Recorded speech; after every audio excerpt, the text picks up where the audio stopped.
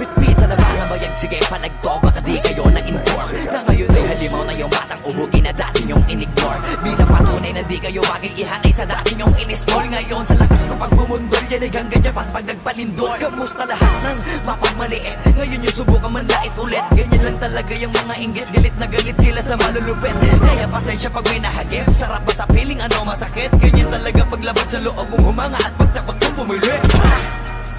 Puta diba napakasakta, ginigiit na wala akong talento pero isa ka sa napalakpak. Sige-tigilan nakakaputak, sa padinig mo ay isalpak. At na mahina laman na awitin hanggang sa ang utak mo'y mabakbak. Ano masarap ba?